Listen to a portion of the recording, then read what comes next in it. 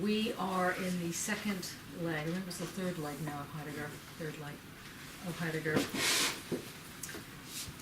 Heidegger is a peculiar philosopher, not because he's peculiar, but because on one level his work makes so much sense. On another level, it's so difficult to read, like so many of these other, that it's hard to find the subtlety. But the other peculiar thing with Heidegger is that in German he seems and sounds, and in fact is, far more fascistically oriented, in the sense that he's talking about authenticity and what it means to be the authentic person. So as a result, if you get to the stage where you're reading Heidegger in German,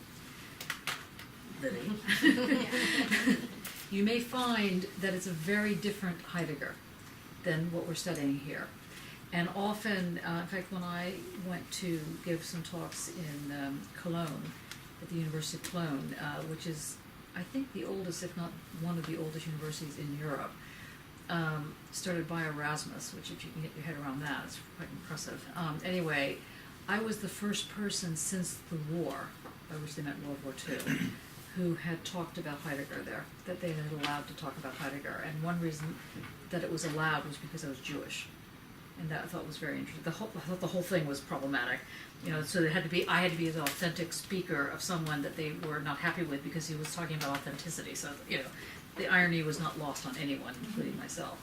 However, in English, Heidegger is a very different animal, or anyway can be, because even those people that then become Heideggerian scholars, or whatever the story is, there are people that argue that he was right-wing, or he was Nazi, or he was not right-wing, or he was not Nazi, or whatever. So I feel compelled to mention this to you because we're living through a very tough time right now.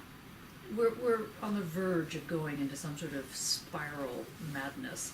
You have to be really alert and attuned to what's happening, whether Europe stays together or it doesn't stay together. I mean, these are phenomenally,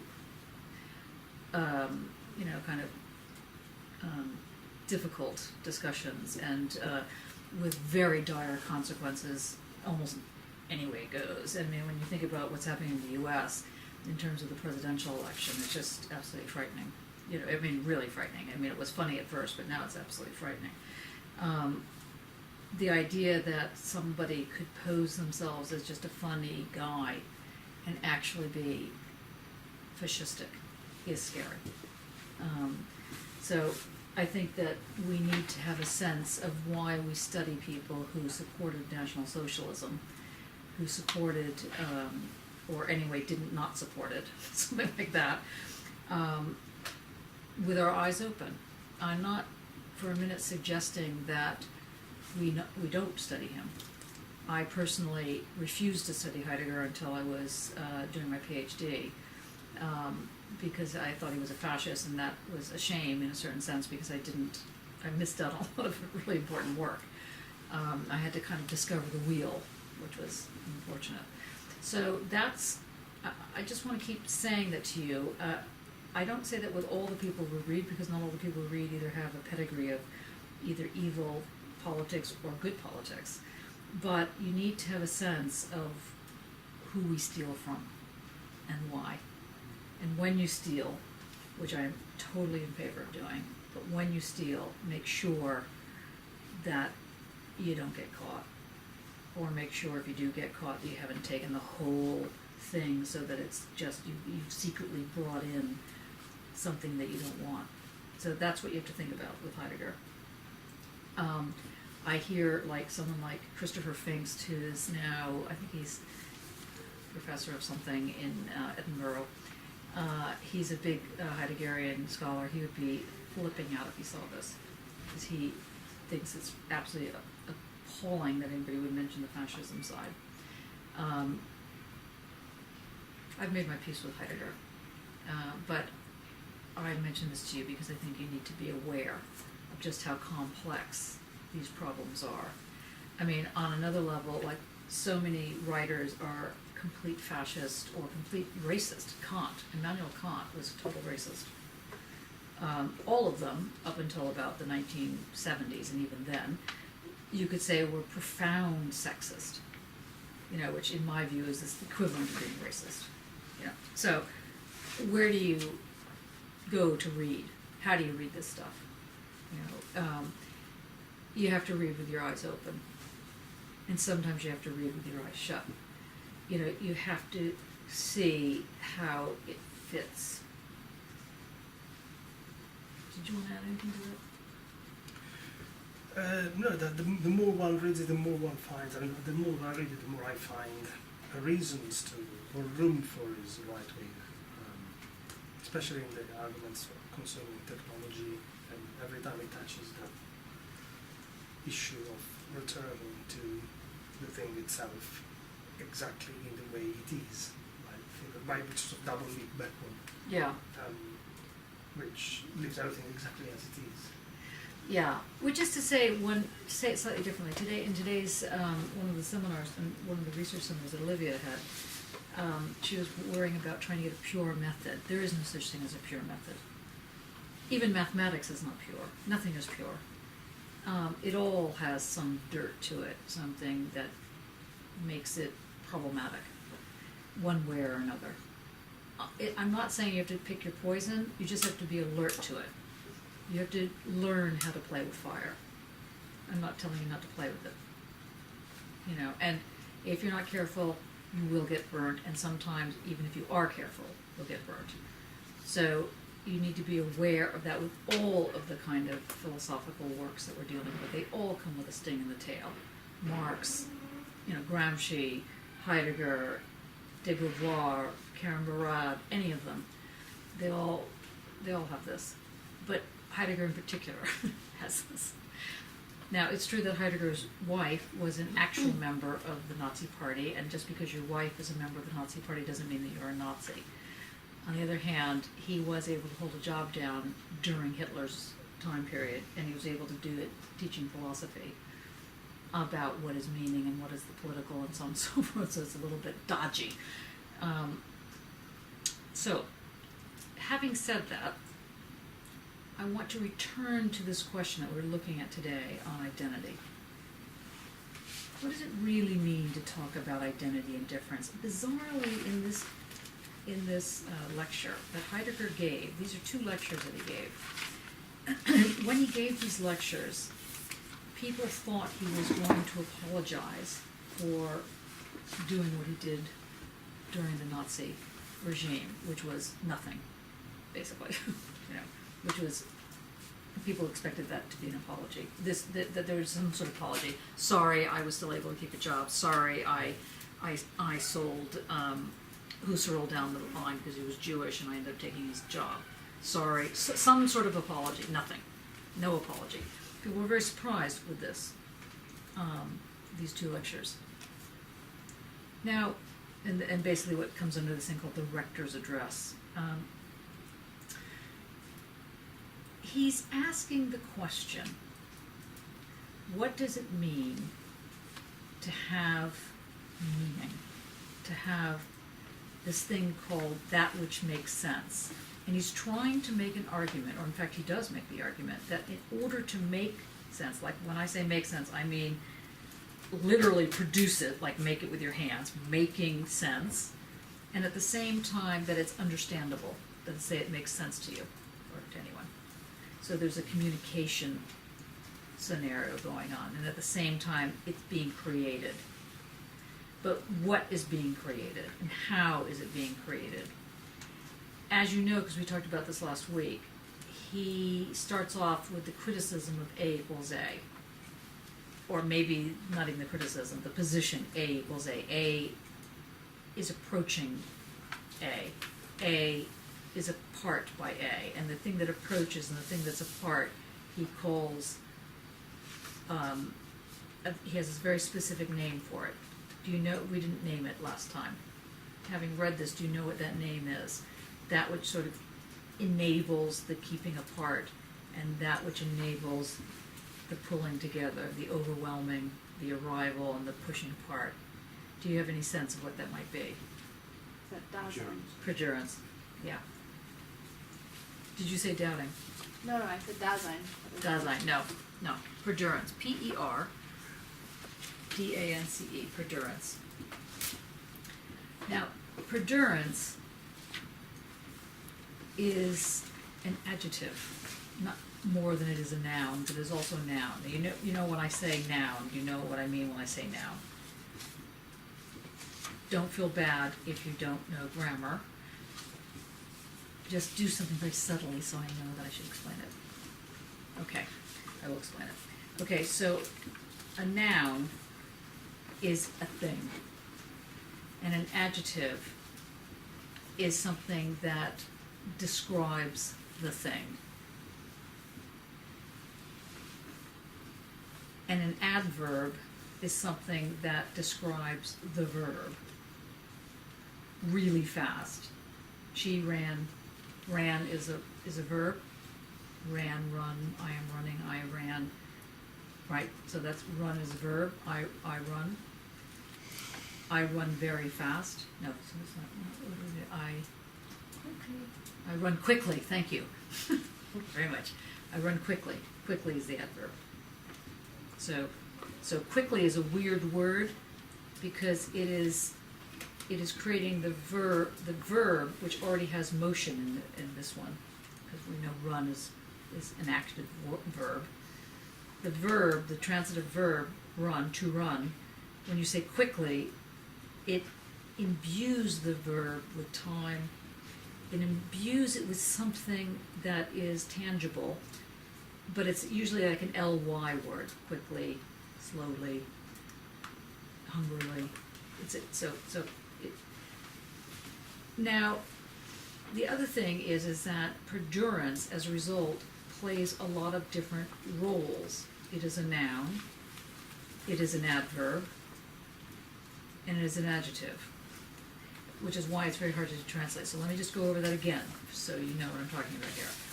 So perdurance is a something. You could say a noun is a something, is an object of some kind. It has a materiality. So it is the in-between, but he's very careful with this word in-between because there is no such thing as in-between. There's no such thing as a deep cut, right? But there is something that pulls together and pulls apart, and that thing is perdurance. It gives it its sort of spatiality, but the spatiality is one that is both an adverb and an adjective. That is to say, it's one that can imbue space and time to the object. How are we doing with that? You okay? You have really monobrow. What is this word? Include? Perdurance. No, about the space and time you inclusion. So perdurance doesn't have an ly on it, but it could be seen to be applied to A and A. That it's giving it its tone. It's giving it its color. And it's that, which we're going to find out today, that gives it its difference. So difference, I don't want you to think that difference is that which doesn't exist, or difference is the kind of in-between, or difference is, between repetitive things. The space between that is difference. That's not what it is. The perdurance enables difference to take place. So, how are we on this? I'm going to read a sentence for you in a minute, but I just want to make sure you hear this. So, perdurance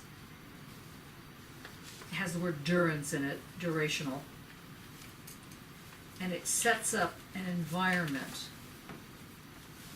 an atmosphere.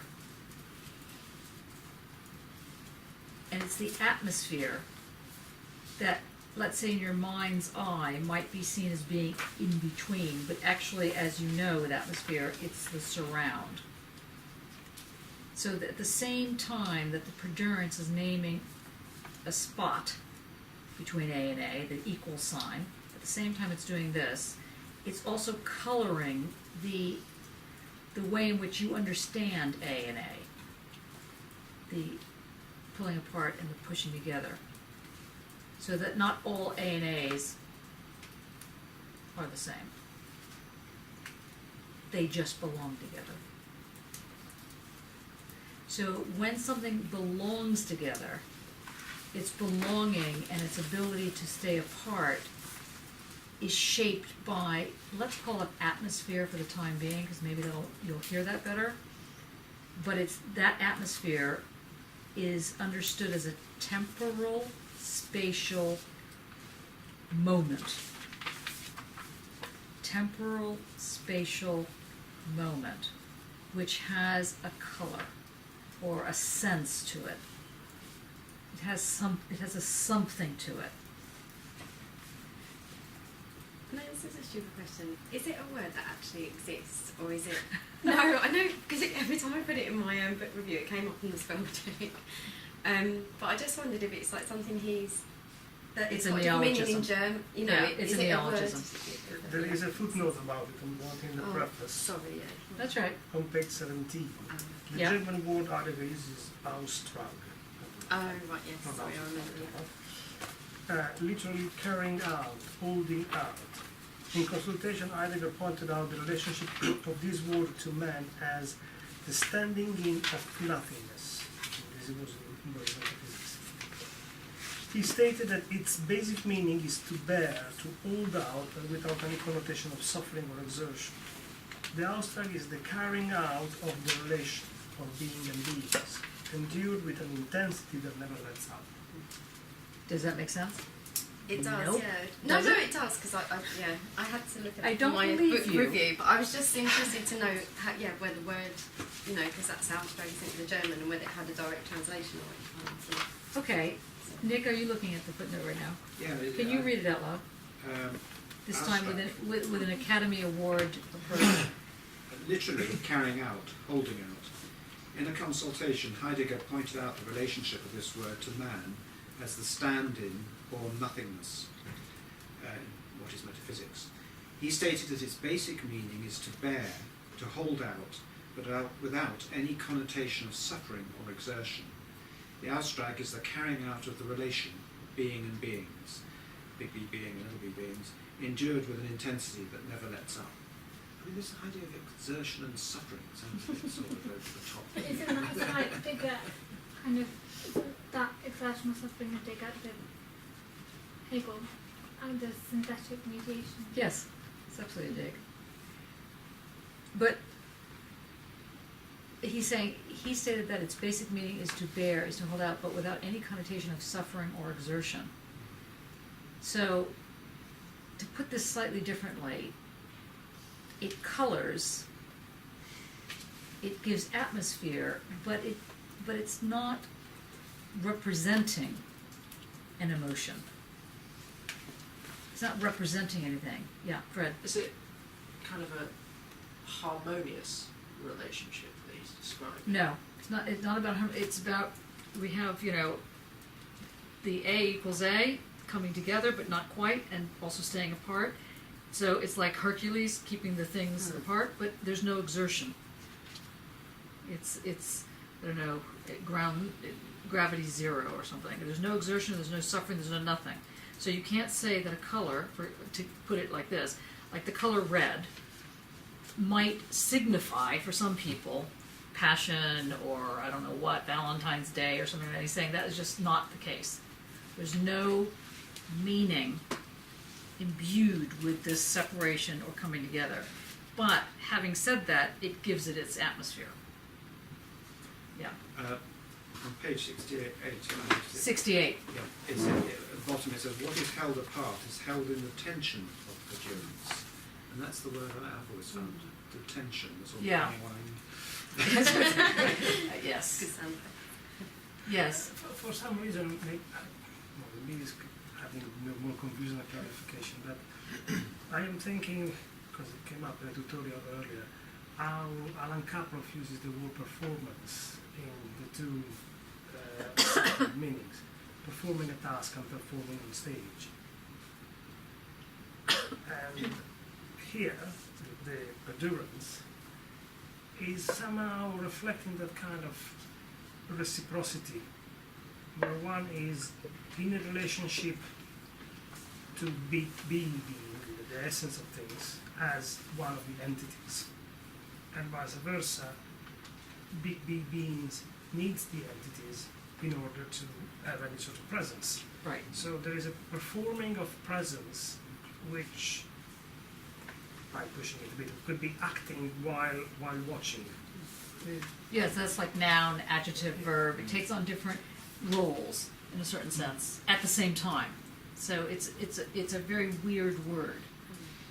That's what I'm trying to get to. Yeah. Probably that's that sameness that Heidegger refers to in the identity lecture, the first one, where he says thinking and being belong together in the same. It is the tension of the same holding them together which just make a hum, and that's the sound of the words. Yes. Can you say that again? Is that it is as if the sameness into which thinking and being belong together. Heidegger says thinking and being belong together in the same, and that same is the relationship that they create. That the relationship is logically first, Mm-hmm. and they belong into it. They are not points that exist separately, but there is a tension, as now the rubber band that Nick just presented, and it is as if the rubber tension would be vibrating, and the hum of the vibration is the note of the words that you Right. use. And it contains both identity and difference, sort of Yes. simultaneously. Yes. Good. Because one needs the other. One Yeah. identity needs difference in order to be recognized as identity. The reasoning of the space. Yes. How are we doing, Panos? I think we started to understand it. How are you hearing it? I kind of understand like this sameness is the belonging together in terms of belonging in the event, and this perdurance is how they is not being the same between the two of them is formed, but not being the same and being appropriated one to the other creates what identity is. Yes. Yes. Right. And this is why, as Johnny said earlier, there is nothing pure. Yes. It could not abstract Yeah, it's not. the entity, like the individual from his society, for example. It would no longer be an individual. It would be a sort of organic presence, but not a person as we conceive for a person. You need a society around it. So the two together create the identity. I don't believe you have it yet.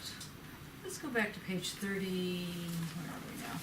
There is also 30 something. Hold on. the genitive appropriation. But, I mean, to me, it was always very clear.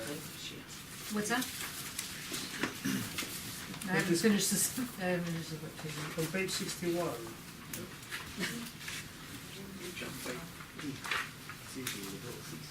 yes. Yeah. Heidegger writes at the bottom of the page, if we think of this matter, which is the matter of thinking, just a bit more rigorously, if we take more heed of what is in Wait, contest, did everybody find that? Yeah. Can you say again? if we take this matter, which is the matter of thinking, just a bit more rigorously, if we take a bit more heed of what is in contest in the matter, we see that being, with a capital B, means always and everywhere. The being of beings, the genitive in this phrase is to be taken as genitivus objectivus. What is a genitive?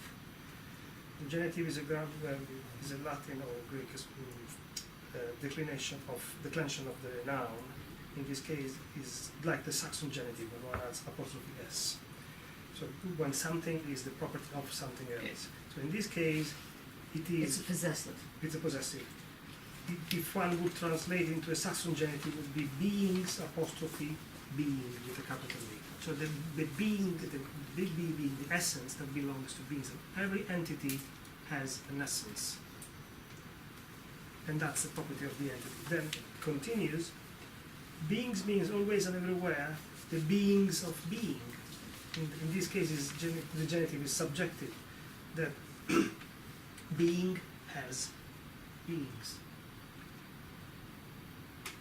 We're going to let that hover. We're just gonna look at Hubbard, don't forget what Mattia is saying. But how is that, how can you say that differently, which make more sense? We're gonna say it differently in one, right now, okay? We're gonna go to page 30 something. So big being has little beings. Is Sein and Sein? Oh yes, okay, yeah. Put it that way. Can you now translate for the rest of the group? Lily? Well, more,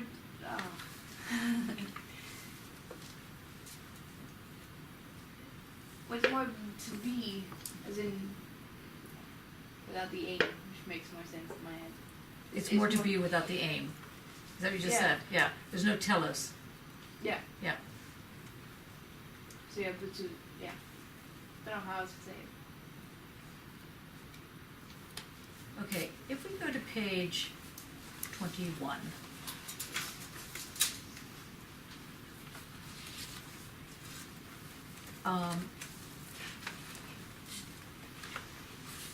Lily, could you read the principle of identity glances ahead and backward, that part? Just read that till the end of the thing.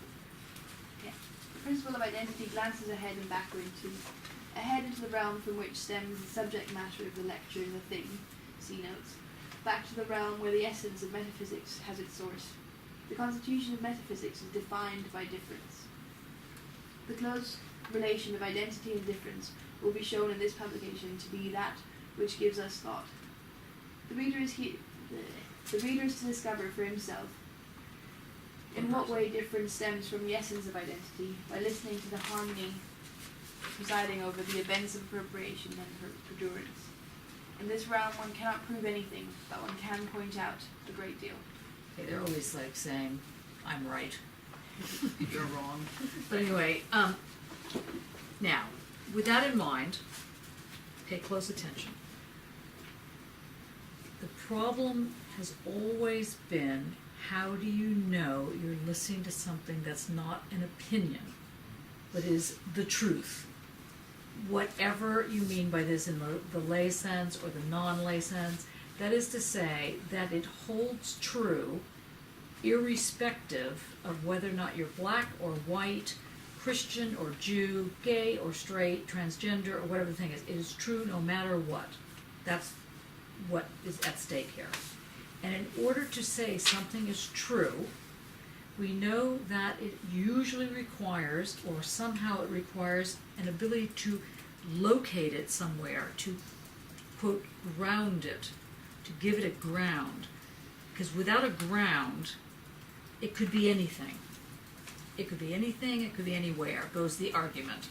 And so there's this long search for figuring out how to tell the truth, how to see the truth, how to make the truth, how to create something without falling into the following traps.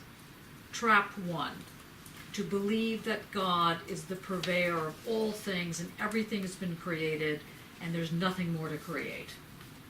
Because if God is the sole creator, then there is no such thing as artist. Or artist is simply a conduit for God's will. So if you see yourself as a creator, and you're not thinking of yourself as being blasphemous,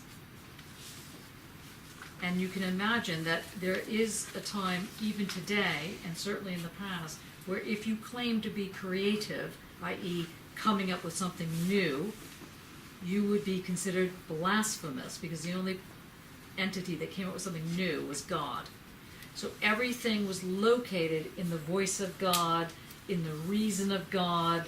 God grounded, gave meaning to all that existed.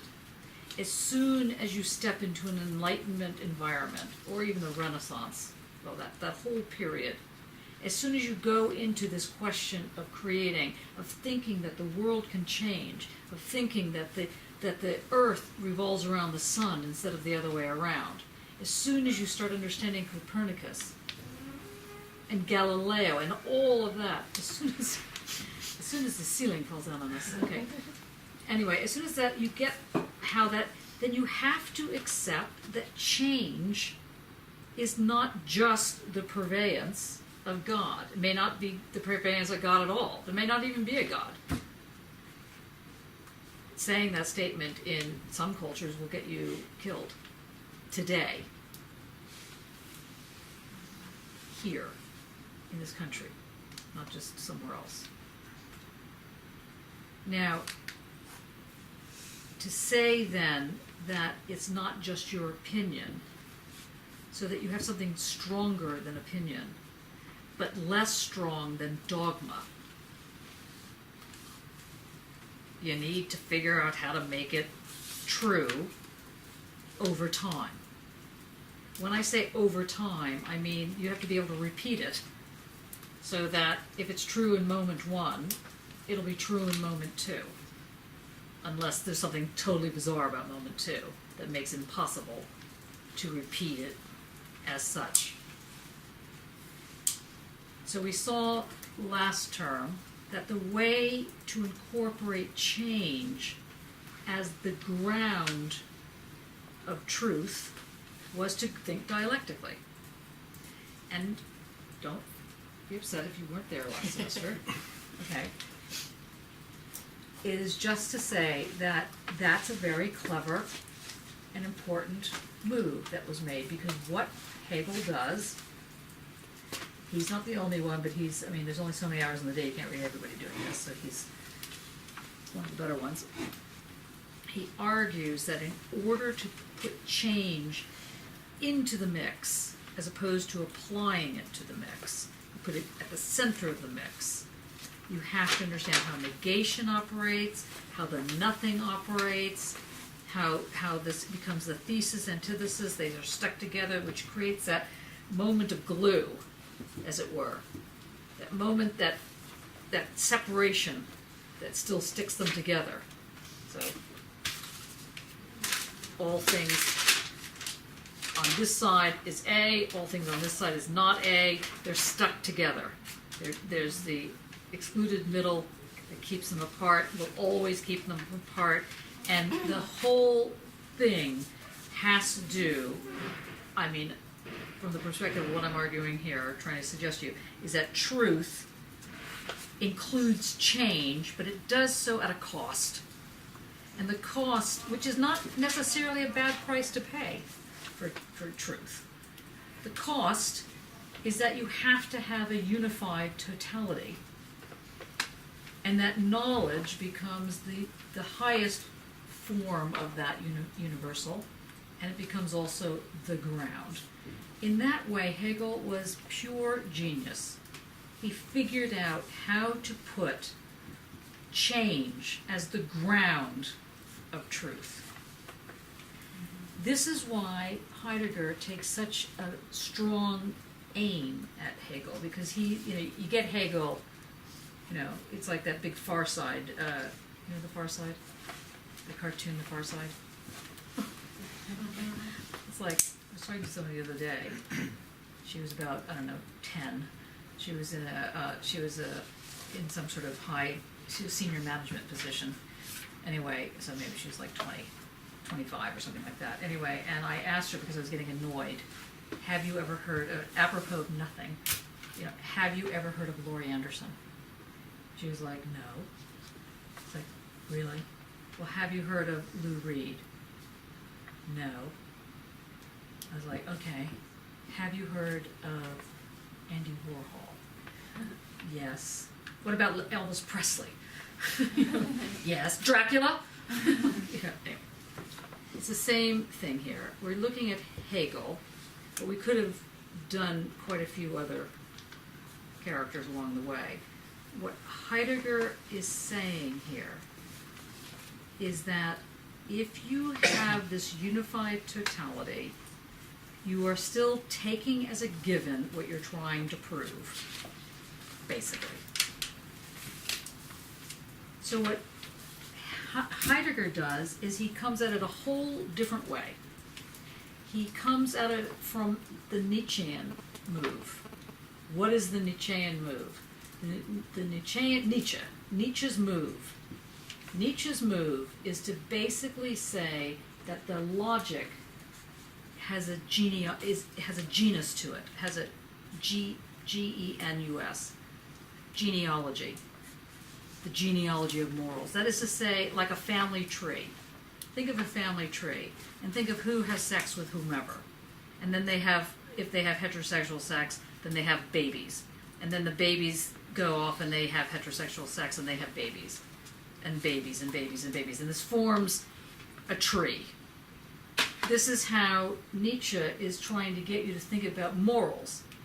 Some type of moral sleeps with another kind of moral, and it produces another one over here, that does over here, and it's this huge network, this genealogy, the logic of the genus. It's kind of spores. And Heidegger thinks that's kind of interesting, because guess what it is? Except he's going to try and make it so that change is still at the root of the system without privileging a ground. To privilege the ground means to take the position that you're putting forward a universal.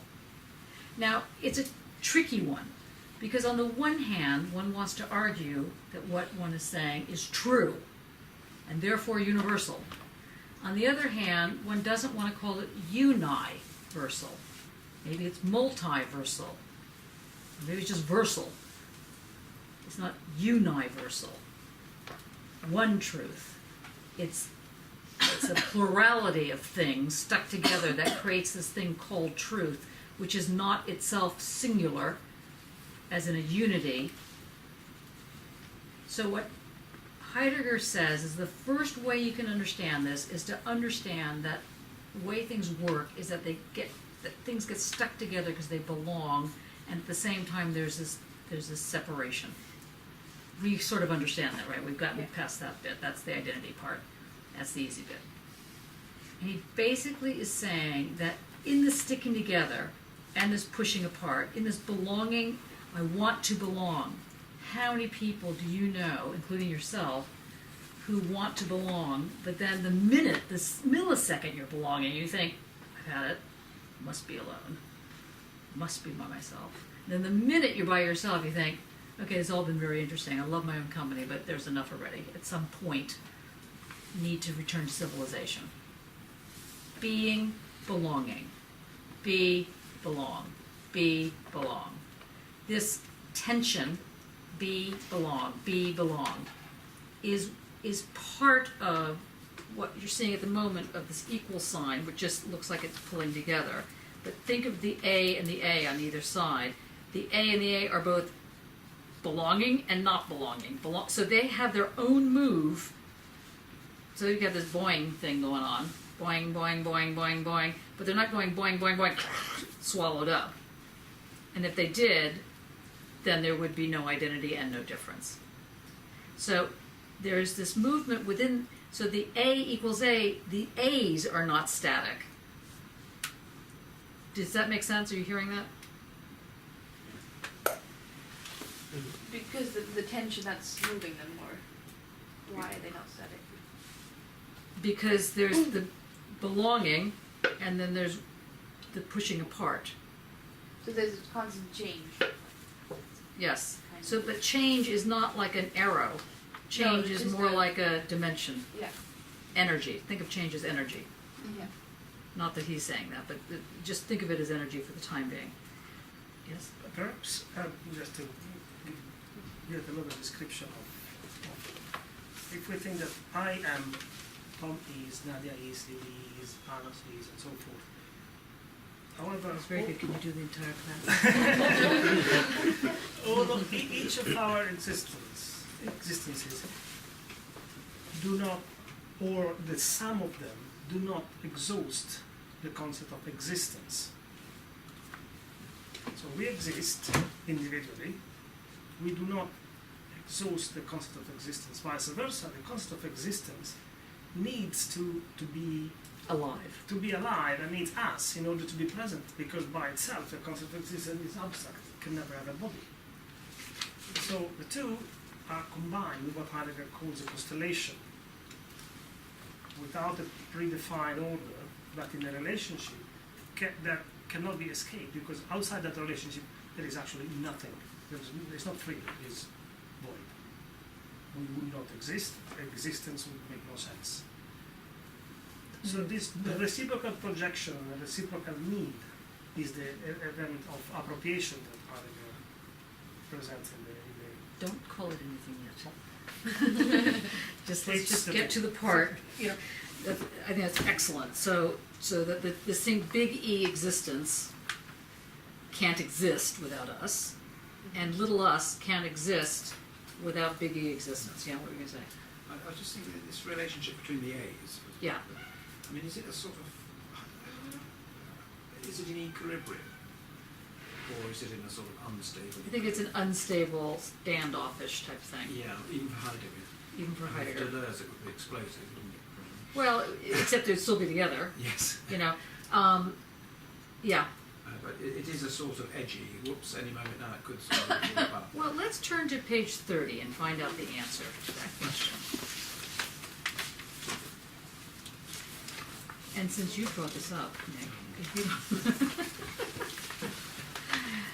the middle of page 30, when it says when we understand, can you read that to page to the bottom of page 31?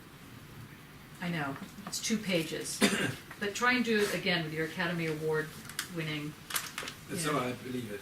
Yeah, You understand it. as though I believe it, yes, and as though you understand it. Absolutely, that's the Academy Award part. Yeah. When we understand thinking to be the distinctive characteristic of No. man. You're just reading it. Oh. No, you have to read it as though you're reading it to, your kids at bedtime. So you're reading them a bedtime story. I thought I was going to put the emphasis into the belonging. Anyway, when we understand thinking to be the distinctive characteristic of man. Okay, now start again, because it really is. When we As understand. children, I'm going to tell you a story. Are you listening? Oh, sorry. When we understand thinking to be the distinctive characteristic of man, we remind ourselves of a belonging together that concerns man and being. Immediately we find ourselves grappling with the questions: what does big B being mean? Who or what is man? Or little b being. Right. Sorry. Everybody can see easily that without a sufficient answer to these questions, we lack the foundation for determining anything reliable about the belonging together of man and being, big B being. And as long as we ask our questions in this way, we are confined within the attempt to represent the together of man and being as a coordination, and to establish and explain this coordination either in terms of man or in terms of big B being. In this procedure, the traditional concepts of man and big B being constitute the toehold for the coordination of the two. How would it be if, instead of tenaciously representing merely a coordination of the two in order to produce their unity, we were, for once, to note whether and how a belonging to one another, first of all, is at stake in this together. Okay, so just repeat that again. Yes. That how would. How would it be, instead of tenaciously representing merely a coordination of the two in order to produce their unity, we were, for once, to note whether and how a belonging to one another, first of all, is at stake in this together. There is even the possibility that we might catch sight of the belonging together of man and being, big B being, though only from afar, already in the traditional definition of their essence. How so? Man obviously is a little B being. Hello, little BB. As such, he belongs to the totality of big B being, just like the stone, the tree, or the eagle. To belong here still means to be in the order of big B being. That man's distinctive feature lies in this, that he, as the little B being who thinks, is open to big B being face to face with big B being. Thus man remains referred to being and to answer to it. Wait, whenever you see man, you just say little b being. Okay. Thus, little b being remains referred to big B being and so answers to it. Little b being is essentially this relationship of responding to big B being. and he is only this. This only does not mean a limitation, but rather an excess. A belonging to big B being prevails within little b being, a belonging which listens to big B being because it is appropriated to big B being. And big B being?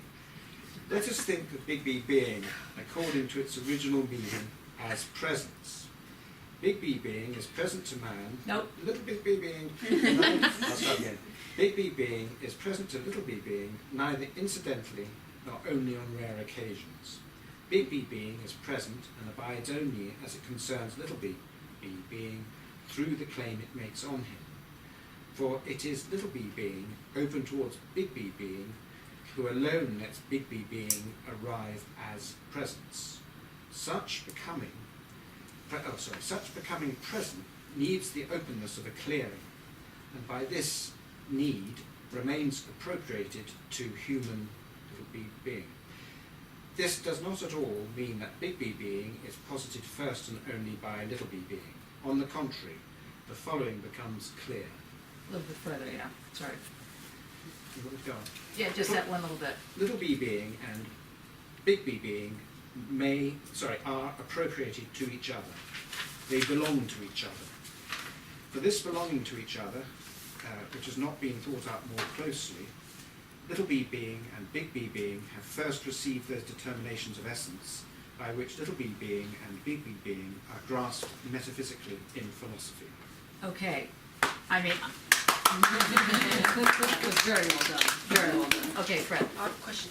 Is Only anyone one? else now hearing Big B being as being an actual person who is called Big B? That's unfair. Yeah. Well, No, it's not a person. I know, that was very funny. Okay, yes. it does get a bit close to being for Heidegger. You almost feel it's a sort of divinity at times. Only because the It's an letter it. has to be capitalized. But it's a verb, isn't it? Not a noun. Well, it's a to be, yeah. Or it can be a noun though, it could be the there. It could be there, Dasein.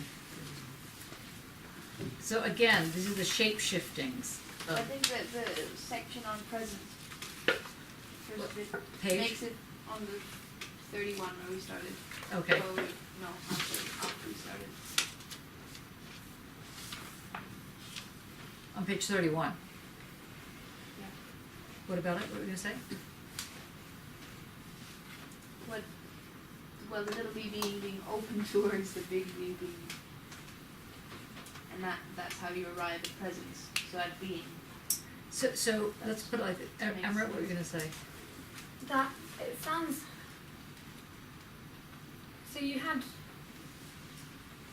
little B being, which was part of big B being, but he's obviously equating them, and it sounds like because both of them need the other, and that they But- describe the relationship between each other, and it also kind of tones the relationship as well. That- Yeah, but the relationship isn't like this. No, It's like this. yeah. He's rather than have It's Have it like that, he's done Is that. that what you said? yeah like it's one thing because little b being has to describe big B being and big B being has to describe little b being, so they describe each other. And that description become They aware. Or that description becomes their identity. I wouldn't use the word describe. I would say are hungry for each other, are attracted to each other, and at the same time are repelled. So because if I grasp my bread and bring it toward me, Mhm. and keep bringing it toward me, then the bread there's no way that can escape, because eventually I might eat this thing. Yeah. In fact, this was an entire loaf of bread, which I did in fact eat.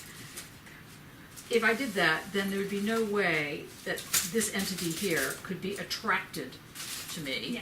because I'm just grabbing it and then eating it, right? But what Heidegger is suggesting is that what thinking is, what it means to think, is literally to produce the presence of something, to produce present. Yeah. And so thinking is a practice. It's the practice of producing this sort of equation situation where you have an attraction and a repulsion at the same time. And it's not harmony, it's more like because it can shift. These things can shift. So it's not like one is like Hercules keeping things apart while the things are pressing in, and there's like that kind of stasis going on. It can be moving. It's much more. There's like that's why you're saying there's no exertion. There's no anything in that sense. It's not like something's holding them apart or sticking them together. And when that can happen, that happening is called perdurance. And when that perdurance happens, so when the happening happens, it gets appropriated by a person or an entity. And that appropriation is called an event, or an event of appropriation. Okay, let's do that again. I know that was very fast. Appropriated by a person. By an entity, Okay. little b being. Yeah. It can also be appropriated by Dasein, but it's less interesting. So this appropriation, so you have perdurance, right? You have that. So the thing that gets this kind of weird intensity, boing thing, the boing, is what Heidegger is calling perdurance, which is both a verb and a noun at the same time. That it names this kind of weird thing, and that weird thing gets appropriated. The presence of it gets appropriated, gets ingested, gets not inbred, that's not the word. Embedded, gets embedded in the person or in the entity. This embedding is called an event of appropriation. It gets appropriated. Reciprocally, yes. What is it called? Sorry. Event of appropriation. Is it appropriated by little b being or And by big B being. And big being together? There is a lot of word game in this, but what happens is that the relationship becomes their proper place. Yes, that's it. That's so well said. The relationship becomes their proper place. The place itself is this A place for that time. place for that time. Absolutely. Well, because the relation, there is a simultaneity which we touched on last week in this. You can't say first small b being and big B beings outside of each other, they start sniffing each other out, they like, they don't, no, it's one flash.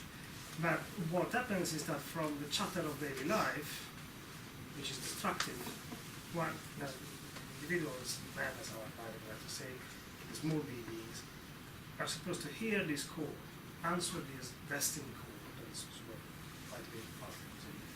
And That's where the what comes the in? right-wing part, Yes. the old destiny. and realize that there is more than just a daily chatter.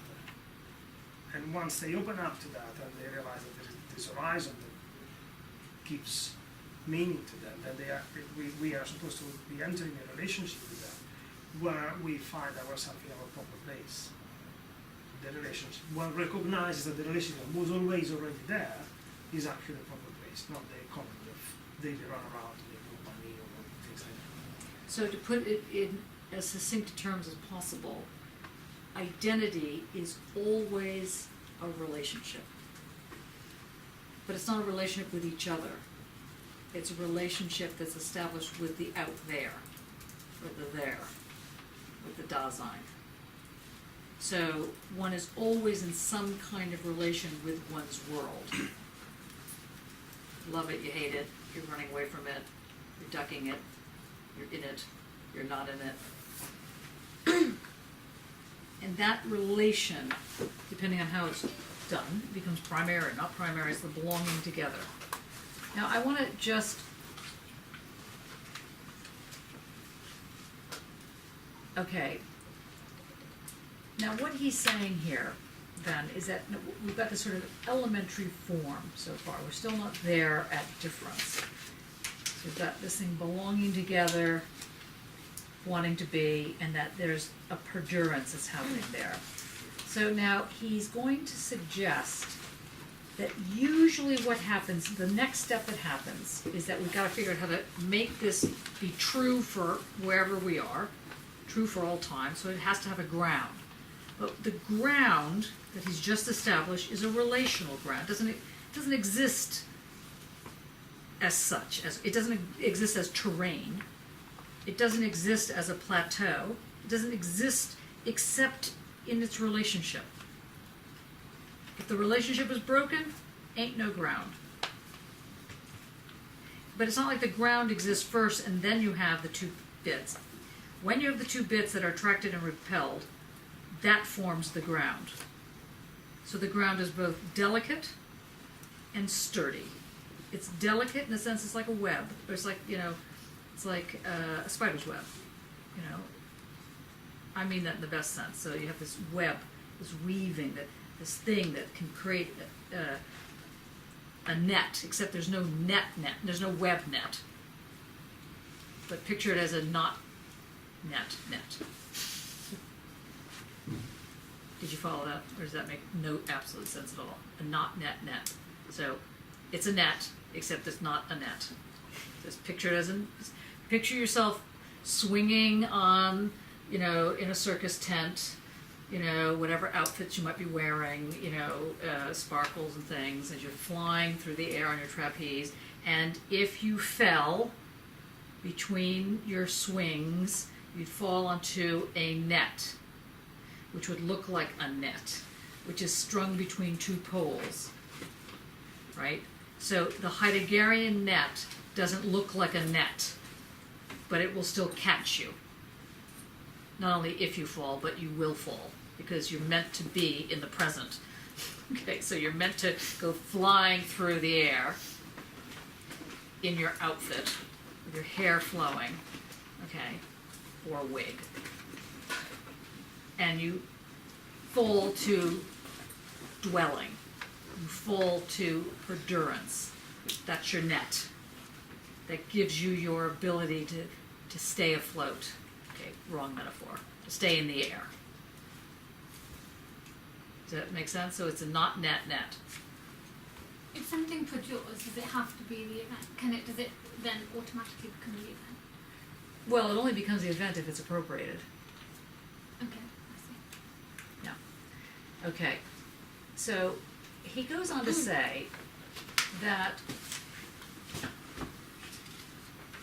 in order to understand the complexity of what's being said and not fall into the problem of the problem of metaphysics, and the problem of metaphysics, incidentally, in case you don't remember this horrible problem, the problem with metaphysics is that it tends to create standard bearers or standing in, or what's called representations of things and not the thing itself. And if you have a representation and not the thing itself, you can never get to the present. You can only approach the present or go past the present, according to this argument. And he's saying that if you want to do art, if you want to understand how the moment of the poetic operates, you have to get to present. You have to be in the present. The present is pretty much only where you can be. So if you fall into the trap of metaphysics, you will be using a cogito, you'll be using a rational way to understand your art. This was exactly the thing that Olivia realized with her work, and why it wasn't working today. Because she was trying to figure it out. And the figuring of it, the way she was doing it, kept making it into an abstraction of what she wanted to do. For those of you that went to the thing. So on page 32, Lily, who hasn't read yet? Amrit, do you mind reading? Oh, have you read it, Lily? I read a bit. Oh no, that doesn't count. Amrit, can you read? we stubbornly misunderstand this prevailing. If you can read down to the mad spring, the leap. Okay, so you just want to go to on page 32 to the bottom of page 33 again with your Academy Award. I won an Academy, I'd be crying. Thank you. That's excellent. You can cry. That'd be perfect. In fact, I think he would be weeping at this point. He's giving up on you. We stubbornly misunderstand this. Okay, go on. We stubbornly misunderstand this prevailing belonging together of man and of little b being and big B being, as long as we represent everything only in categories and mediations, be it with or without dialectic. Then we always find only connections that are established either in terms of big B being or in terms of little b being, and that present the belonging together of little b being and big B being as an intertwining. Do you see that? See, so if you don't get the fact that there's a relationship between little b and big B, then instead what you'll see is that they're intertwined, or that they have their distinction. And he's trying to get you to understand things as not fragments, but as slices. The wholeness that they make is because they belong and don't belong at the same time. That's the wholeness. That's the totality. Not the totality of mediation. Okay, go on. We do not as yet enter the domain of the belonging together. How can such an entry come about? By our moving away from the attitude of representational thinking. This move is a leap in the sense of a spring. The spring leaps away from the habitual idea of man as a rational animal who lives in modern times has become a subject for his objects. Simultaneously, the spring also leaps away from big B being. But big B being, since the beginning of Western thought, has been interpreted as the ground in which every being as such is grounded. Where does the spring that goes... So that was a criticism of Western thought, right? He's criticizing that. He's saying this notion of God, or this notion of Dasein, or this notion of the holy ground, the absolute being, has always been the source of truth, at least in Western thought. Obviously not in Buddhism and a lot of other Eastern religions. But in Western thought, this is like the canon. And he's saying, we got to get away from that. And how do you best get away from something? You either stand and fight or you run. In his case, he's running or springing. So picture a pogo. Do you know what a pogo stick is? It's like a, can you just, because some people don't know, can you describe what it Pogo is? stick, it's like a... Can you show what a pogo stick is? No. Yes, you can. I could. So, You could just pogo out the room. yeah. It's like a metal pole with a spring at the bottom of it and a platform for you to stand and a handle, and you bounce up and down. And you go somewhere. You go somewhere. Has anybody ever tried a pogo stick? Yes. There's a couple people in the room that have not tried a pogo stick. You might have to get one. I'll see if I can find one for next week. Yep. I have to ask you, because it's the old idea in Western thought that the big B being is what is grounding, but for Heidegger it's the reciprocal relationship that's... Right. Yeah. Yes. That becomes the ground. Except we know that it is not really a ground. So it's what he calls the groundless ground. The netless net. The groundless ground. Does this make sense? Groundless ground, going once, going twice. It is as if, I say as if because he's not referring to that as in this example. If one thinks of space as an astronomical space, it's empty. How do the planets stay up? They would, well, precipitate who knows where, but they wouldn't. How Where they they stay fall where to. they?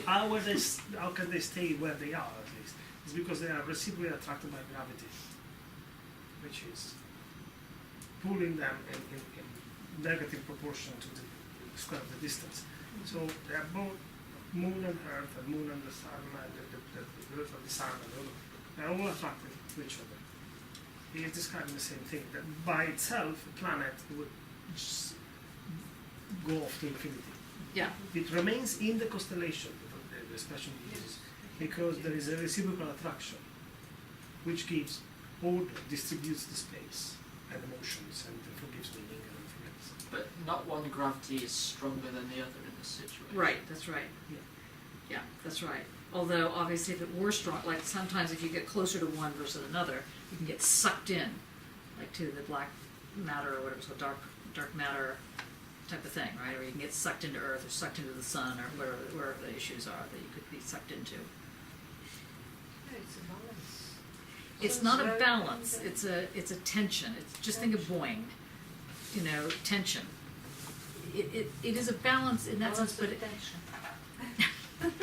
it just, the reason I don't want you to think of balance is that seems to cancel things out.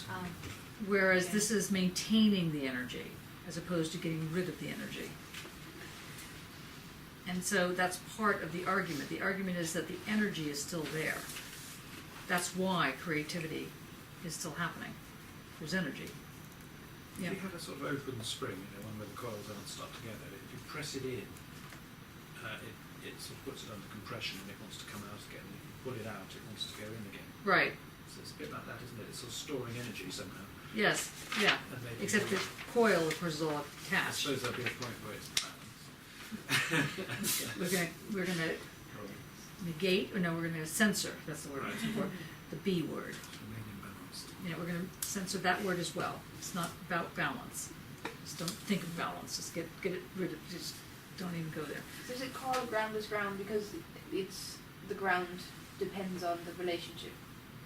Yes, because you cannot have Or is part of the truth relationship? without a ground. Yeah.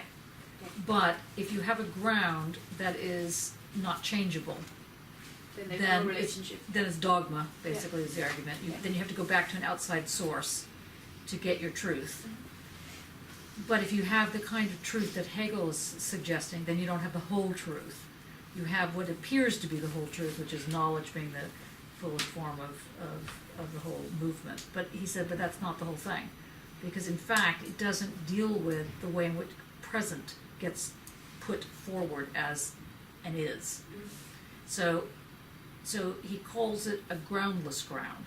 It's it acts like a ground, it looks like a ground, it has, you know, quacks like a duck, you know, whatever the thing is, but it's not a duck. It's a hologram of a duck. Yeah. Okay? See, it's so much easier to teach 21st century students. Oh yes, hologram. You know, okay, so where are we? Where should you go? Keep going. Where does the spring go that springs away from the ground? So okay, so picture we're rushing away, we're leaving the ground because the ground is too conservative. It's not the whole picture, it's not allowing for art, it doesn't have anything for the present. So we jump out of this, and where do we go? You know, like let's say, are we the Earth and we just go somewhere? Do we just where does that jump happen? What happens to us? We just fell. I'm falling. Like Dorothy. You know, where do we go? Where do we go? Void. No, we don't go to the void. No. Wrong game. Wrong game. That's hilarious. Amrit, where do we go? Where do we spring? As in carry on, or No. answer the question? Okay, so just start on the paragraph that says, where does the spring go? Okay. Where does the spring go that springs away from the ground? Into an abyss? Yes, as long as we only represent the spring in the horizon of metaphysical thinking. I'm springing from the ground. Okay. Yes, go on. No, insofar as we spring and let go. Where to? To where we already have access. The belonging to Big B being. Big B being itself, however, belongs to us. For only with us can Big B being be present as Big B being. That is, to become present. Thus, a spring is needed in order to experience authentically the belonging together of little b being and big B being. This spring is the abruptness of the unabridged entry into that belonging, which alone can grant a toward each other of man, of little b being and big B being, and thus the constellation of the two. The spring is the abrupt entry into the realm from which little b being and big B being have already reached each other in their active nature, since both are mutually appropriated, extended as a gift one to the other. Only the entry into this realm of this mutual appropriation determines and defines the experience of thinking. What a curious leap, presumably yielding us the insight that we do not reside sufficiently as yet, where in reality we already are. Where are we? In what constellation of big B being and little b being? So obviously he then goes on his little acid trip, because that's what this sounds like. It sounds like he's just dropped acid, and now he's like, I'm open to being is open to me, I'm leaping away, I'm falling, where am I landing? Is he saying that? What's he saying? I mean, it does sound a bit drug-induced, I think that it's but he's obviously not drug-induced. I just want to mention this, so in case we don't go, yeah. I think that it says that you have to just leap out of the metaphysics that have been describing the big being and small being as describing them instead of feeling their relation. And Right, so good. it's going into the relation Right. itself. He's basically saying forget about these two, although we can never forget about these two. No. Yeah, okay, sorry. Okay, so in forgetting about these two and not forgetting about these two, it forms what he calls a challenge, which obviously is a bit of a challenge, because the pulling together and the pulling apart is what actually gives us a what? Page 35. Constellation. No, the gathering does something Okay. Existence? close. Just read it. It gives us a framework. So, not a frame, as in the picture frame, though kind of. I don't know, anybody sew? I mean, like make pictures with string, that kind of thing. So in order to do that, you have to have like I don't know what it's called, something that sticks on a, It is called a frame, isn't it? is it? A little round. The little round thing, yeah. So you have the cloth, and then you Or a stretcher. a stretcher, yeah, and you stick the thing on, and that then makes that section what you're working on. Okay, and that's the framework, literally in this case. I mean, and so the relationship between being, big B being and little b being, that is the perdurance. That bit's the perdurance. We know that. The fact that it gets appropriated to each other, that's the event of appropriation, and the whole mess is the framework. So what does Foucault call that framework? Starts with a D. Discourse. So you could say racism, for example, or sexism, or any of these isms that we talk about continually, sadly, because we have to, is created out of the framework, this framework of appropriation that happens. That you might not be able to see it as such, but if you are the object of a racist attack or a sexist attack or whatever, the misogyny or whatever the story is, the various attacks you could be an object of, you know very well that this framework exists. And you're in the framework. And you're brought to the framework. Whether or not you want to be in the framework or not, you're just in that framework. So let's go over it again. So we have little b being, big B being, this moment, that moment of the pull and the push is perdurance. The pull and the push, perdurance. The fact that it becomes a stabilized pull and push, event of appropriation. And the fact that that becomes stabilized over time is the framework.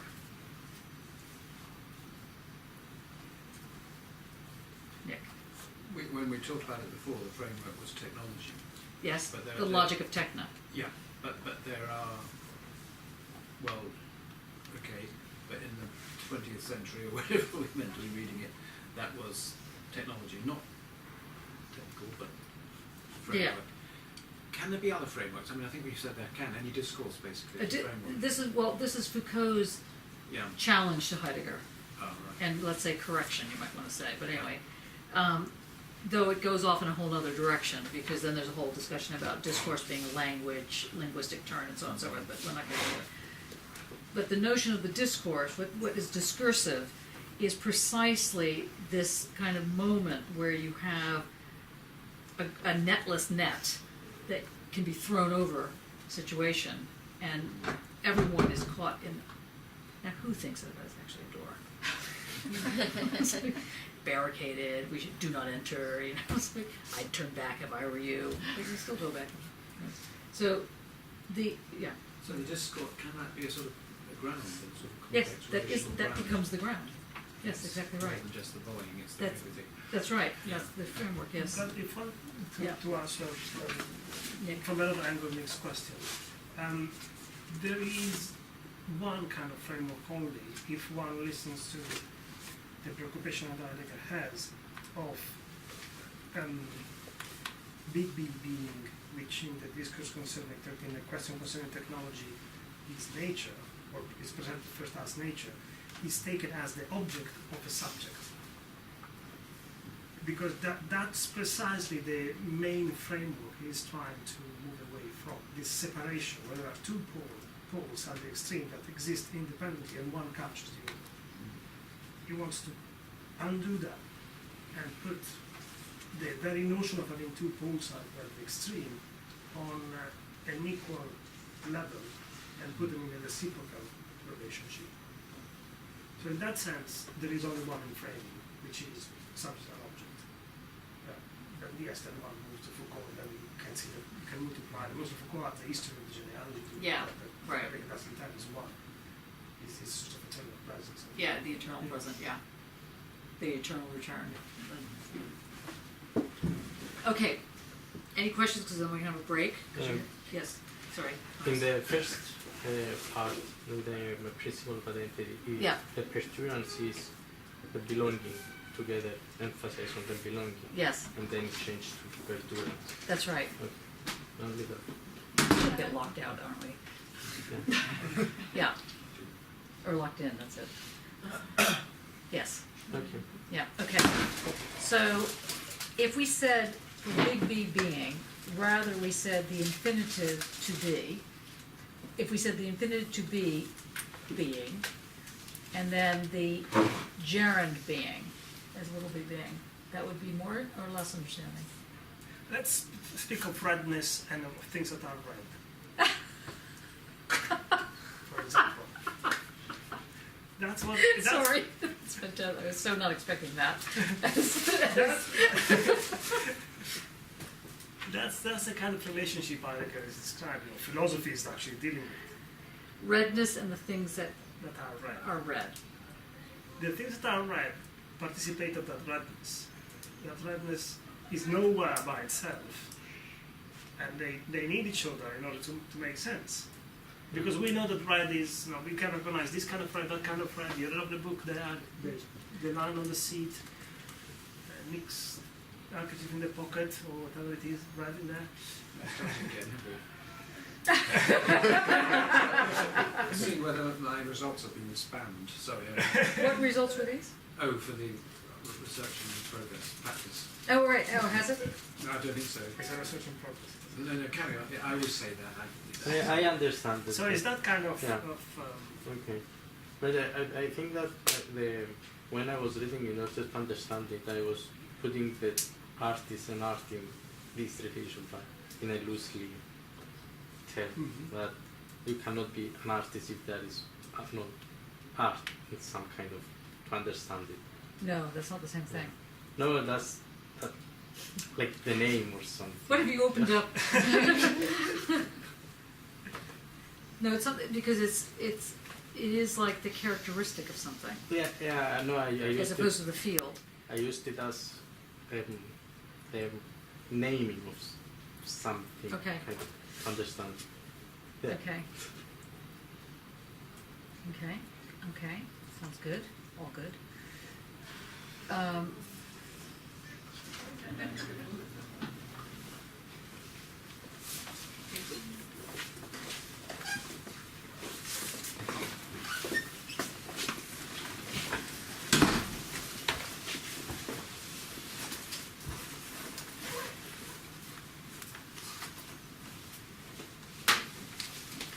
Okay, so now if you go to page 37, we're gonna go to 37, then we're gonna skip to page 60 something, because I'm gonna get to endurance and stuff. So if we get to 37, yeah, 37. So Amber, if you could just read to the bottom of the page, starting at the middle of the page. Okay, so I'll start from where are we now? Yeah. Where are we now? At the Where are we entry- now? After all of this, after this long and laborious... David Bowie asked the same question. Yeah, see? Gosh, I never thought Heidegger and David Bowie in the same breath. But anyway, yeah. Where are we now? Yes. At the entry of our thinking into that simplicity which we call, in the strict sense of the term, the event of appropriation, it seems as if we were now in danger of directing our thinking all too carelessly towards something that is remote and general, while in fact what the term event of appropriation wishes to indicate really speaks to us directly from the very nearness of that neighbourhood in which we already reside. For what could be closer to us than what brings us nearer to where we belong, to where we are belongers to the event of appropriation? Fred, what do you make of that? Is it like knife in the head, or does it make...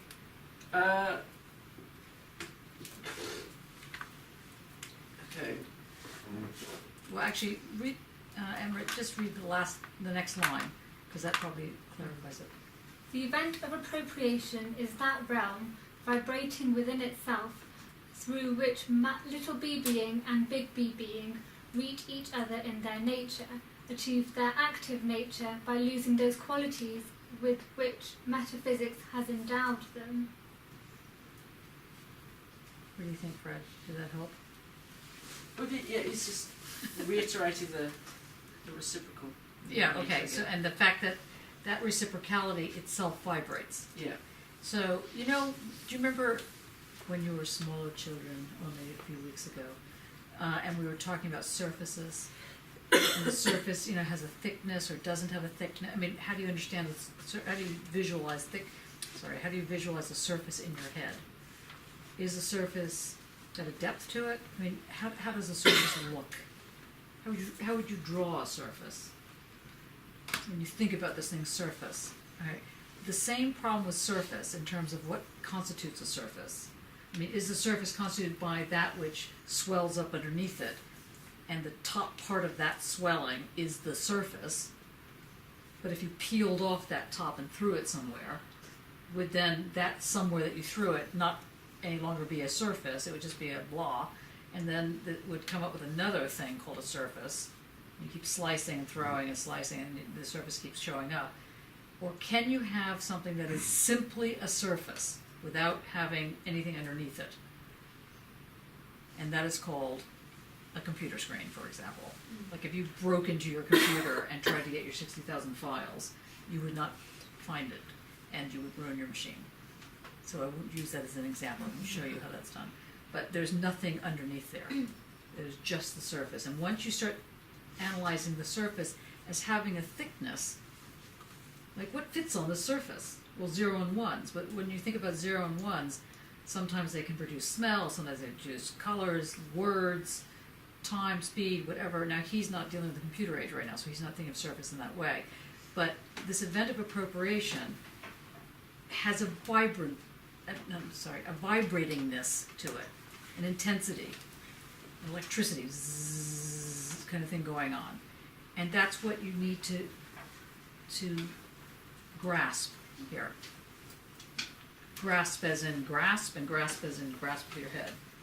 You need to grasp that the fact of the event of appropriation is like the surface. Used to be in the olden days so easy. The surface was the top or the side or the front of whatever the volume had. But now the surface, certainly in the computer environment, is a screen, is a shadow, is a hologram, has no depth. Well, the same thing about event of appropriation. Event of appropriation, the idea that that something could cause an event to happen, like to be a thing, is an old-fashioned, as it were, notion of what it is to have a happening. Because it would require, I don't know, a collision of events, something to show up, Newtonian physics, whatever. It requires a different way of approaching knowledge. But if the event of appropriation is itself the vibrating of that which keeps the whole thing together. So I'm thinking of James's presentation today. I mean, I'm not sure how many people here were there. But in that presentation, there were several elements. I mean, there was the stuff that was on the ceiling, there was the machines all around the room, and they were all different, but they all came together to create the surface of what he was working on. And you could say that you could look at them all as individual entities, but that wouldn't help you understand the piece, I mean, at all, or the whole research. Right? Is that fair? Yeah. That was easy. James was back being quiet. What do you think? Want to expand on that?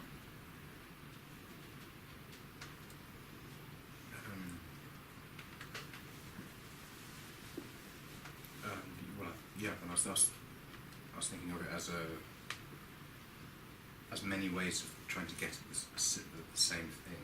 I suppose I want to say the same thing, but kind of looking at it from different angles. So using different, so my voice, the projections of an image, and also the projection of text, and the PowerPoint as being methods of kind of aiming at something. And yet, when it all came together, that coming together created an entire set of things. You could say that the whole thing was the enframing of the research, Yeah. which the research became its point, as it were. Because there wasn't a single point, really, except to discuss your research. So that's what the enframing did. Right, okay. So it just goes here, the event of appropriation is that realm vibrating within itself through which little b being and big B being reach each other in their nature, achieve their active nature by losing those qualities, i.e. their individual qualities, their rationalities, with which metaphysics has endowed them. To think of appropriating as the event of appropriation means to contribute to the self-vibrating realm.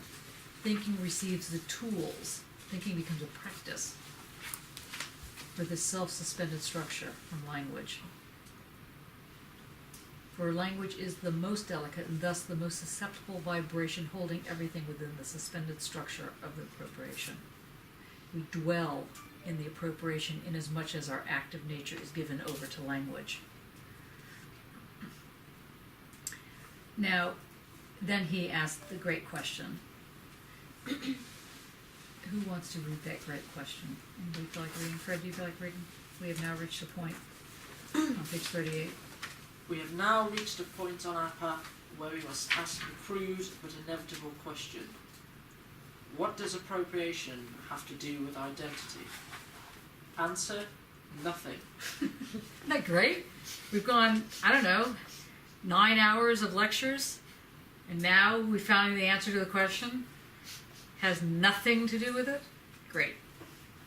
Identity, on the other hand, has much, perhaps everything, to do with appropriation. How so? We can answer this question by retracing our path in a few steps. Which we're not going to do. I want you to just think about that, because I want to get to now, I want to skip forward, so that you have understood on some level that identity requires appropriation. But appropriation does not have anything to do with identity at the level of establishing the meaning in its own individual, environment. Okay, so is that okay, or do you want to go through that? Because Yes. Perhaps just quickly, you might remember at the beginning Heidegger pointed out how the traditional version of metaphysics posed being first and then identity as an attribute to it. He has now turned the concept around and says one needs identity first, and that happens in the appropriation relationship.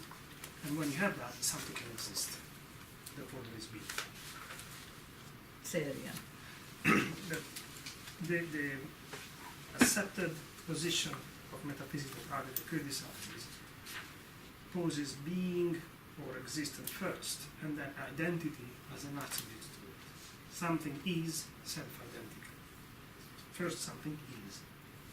He turns it around and finds that appropriation, the relationship, the relative appropriation, is necessary as a relationship that grounds an identity, allows an identity to be in place, a coherence, a constellation. Once that's there, then something can exist. The coherence makes presence, makes bodies, makes society. And this Makes art. makes But art. it has to be simultaneous. They are chronologically simultaneous. Yes. This is what it says here, that Page appropriation, what we just read, Okay. page 58. What does appropriation have to do with identity? Absolutely nothing. Identity on the end has much, perhaps, everything to do with appropriation. It's in logical terms you can divide them, but they are one thing. In order for us to be here today, this game has to happen at once.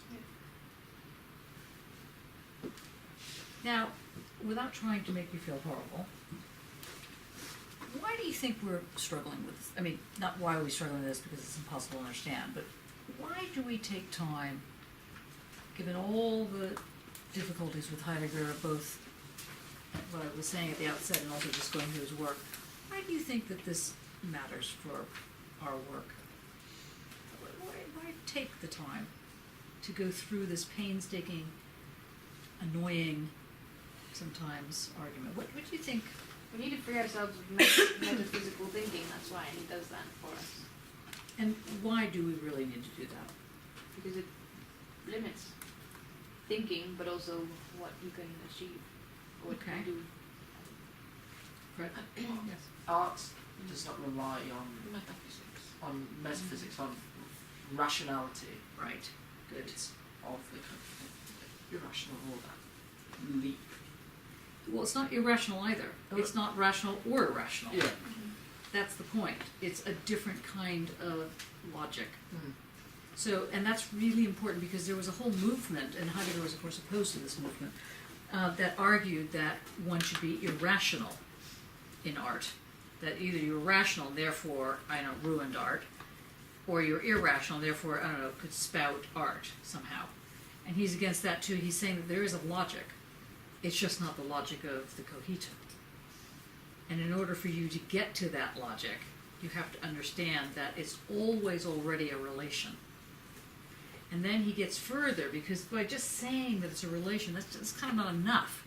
Because a relation doesn't give you color, it doesn't give you smell, it doesn't give you uniqueness, it doesn't give you originality, whatever we might mean by that.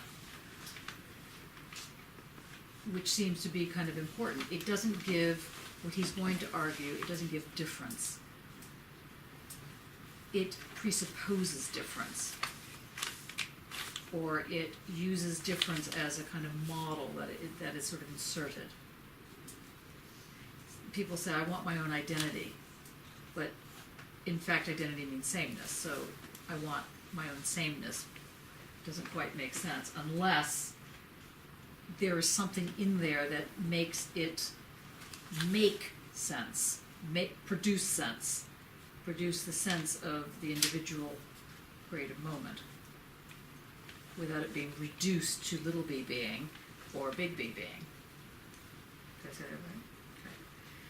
So, if you turn now to chapter 2, the Ontotheologic Constitution of Metaphysics, what do you think that title means? That's on page 42. Do you not have page 42? Here, take mine. Here. If we turn to page 42, we'll share. What do you think the word onto, why is it titled this? So here he just said, as Lily rightly pointed out, that one of the reasons we're dealing with this is to get out of metaphysics. Suddenly, we have the title of the next chapter, oops, back to metaphysics, back to the drawing board. What do you think this chapter is going to be about? I think that the ontological is about the what metaphysics used to say about what is a human being and what is the being. They always put the big being as the God or the ultimate synthesis. Yes, of, and therefore the ground. yeah, and therefore it was the ground. Okay. And the big being as the God was also the religious part of. Right, it was also Yeah. theological. Yeah, the sort of messianic, transcendental moves, right, that were going on. Okay, so he gets into this question about the matter of thinking. By matter, he's not saying what's the question of thinking. He's saying what's the materiality, what's the practice of thinking. How does one think, not all in one's head, as it were, but to understand that your head is located in every part of your body. So you're thinking in a practice way. You're not doing the sums, as it were. The matter of thinking presses upon thinking in such a way that only thus does it bring thinking to the heart of the matter, and from there to thinking itself. So the practice of thinking is what brings thinking into being, or into presence, right? Hence the obsession for a number of us who are artists, philosophers, and whatever, to insist that it's not a model that you're applying, because you'll kill your art, and you'll kill the philosophy for that matter too. So, and then he goes into his usual tirade against hating Hegel. For Hegel, the matter of thinking is thinking as such. And he goes on. Now, I just wanted to get to the adherence part of this, which was in the 60s,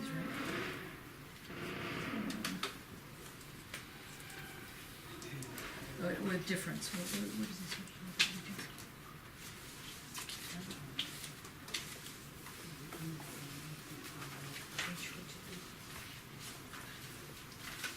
That was. So what I would like you to figure out now is, what do you think he means by difference in this chapter? And why does it, or in what way does it help us understand this thing called identity? Or how does it help you understand your own work? Like, none of this is any good if it's just going to be kind of, you know, dinner party talk, although that's not such a, it's a good way to shut down dinner parties. Hello. I would like to talk about difference. Oh, 65, yeah, I knew it was in the 60s. That's the develops Gawain and the one before and then So, without looking too carefully at the moment, what do you think difference is? What things aren't. No. But it was a good guess and a good way to start. That diversity. No. Again, good approach, but wrong. Yeah, but it allows for diversity. doesn't it? Well, that's true, yes. Why is this different? What do you think difference? Just maybe the comparison, the relationship Good. of uneven. So it's not A and A, but it's A and B. No. Maybe. No. Helen? I was thinking exactly along the same lines as Lily. I don't believe you. No, I was thinking. I was going to say, yeah, it's like the characteristics that don't match. I suppose. No, that is, let's say, a usual understanding of what's the Heideggerian move with difference. He's going to say that difference makes Maybe all the difference. a relationship that where the tension is different than we have discussed so far. No. A is both the same as and not the same as A. Close. I mean, it's back to this pejurance thing, isn't it? Close. Warm. Is pejurance. Almost. Pejurance makes a difference. Does Generally. it allow difference to happen? I give up. Is the Yeah. it's something to do Yes. with that, isn't it? I remember reading Yes. That's good for someone who's not ever had philosophy. It's a different event than appropriation, maybe. Sort of. But you're right, because if in the event of appropriation there is the belonging, Yeah. now difference word that is defined in relation to that and the description of belonging. See, both of you are very warm there. So an event of anti-appropriation. The anti-event of appropriation. The framework? Does it help? Close, but not quite. So warm, so warm. Is it something about it helping difference to be revealed, like the event of pejurance? Oh, you're so warm. Describe it. Just break down. There's something about concealing or unconcealing, isn't there? Mm-hmm. in the reading? Hannes? Is it what don't allow things to become one in the event of Don't in the nod, you're going to pieces. give it away. in the belonging together? Yes. Is what Can you say it again? in the belonging together, that is the pejurance. The things are belonging together. So, the difference is what doesn't allow things to become one. So Yes. to keep them in the a part of the constant attraction. It's a So- function so- of So the Yes, difference good. is the push, while Difference. belonging is the pull. That's sort of interesting, but you can't have belonging without the push. Yeah. Because otherwise you'd have sameness. Yeah. It would collapse onto each other. So that's why Well, it's it's so. simultaneous push and pull. That's why it's so complicated, because you have to think in technicolor. You have to think. You have to double your thinking, triple your thinking. You have to think dimensionally, slices.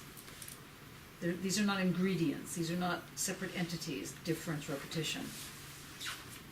So say it again, Panos. In the principle of identity, we came to the sameness of that the same means the belonging together, and the belonging means that the small big being and the big being, they are in constant mutual appropriation, so they are together. There is a repulsion and attraction. So the difference is what is the repulsion that does not allow things to become one. And therefore difference becomes the Oblivion. No, There's something about no. oblivion. difference becomes starts with a G. Ground. It becomes the ground because that is what keeps things as they are, or not keeps things as well. Heidegger would say keeps things as they are, but keeps things so that they are what they are. Keeps things so that they are is. They are the is. How did I just write it? Am I saying that right? No. Yes, I mean, there is. See, he's writing his chapter right now, so he's totally into this. There's always a very funny loop in Heidegger because one doesn't get anywhere else and where one already was. But is a funny form of epiphany that takes place in his logic. But if one only had the identity part of belonging, and one would realize that, one would see the world collapse into a black hole, no more distance between me and the bottle, between each of us, so and so you need to realize that we are, Try not to write that. but we are, no, we belong, but at the same time, in order to belong, we have, we must not be the same. So immediately one is up, going, but also stepping back. And the separation, the standing back, as it were, is not the same thing as solitude. You know, we were saying before, belonging, wanting to be, belonging, wanting to be. That's one. That is part of the identity move, but the difference maintains the inability to get swallowed up. It names that moment of not being swallowed up. Amrit, is this making sense? Yeah, no, I was just thinking about what you said about language, because I think now you're at the point where everything has double meaning. So like belonging Good. is together and apart. Yes. And is that Excellent. what you meant? Yes. You said it somewhere. And not just belonging is together and apart, belonging is together and apart and difference. Yeah. So that's weird. But, I mean, on the other hand, you think to yourself, well, I mean, all this for what? For a threesome again. Because you have, in dialectics, you have thesis, antithesis, synthesis. So always the three, always the three. Belonging, being, difference. But he's got more, he doesn't stop there. You'll be thrilled to know. Fred? Are you going to say something? No. No.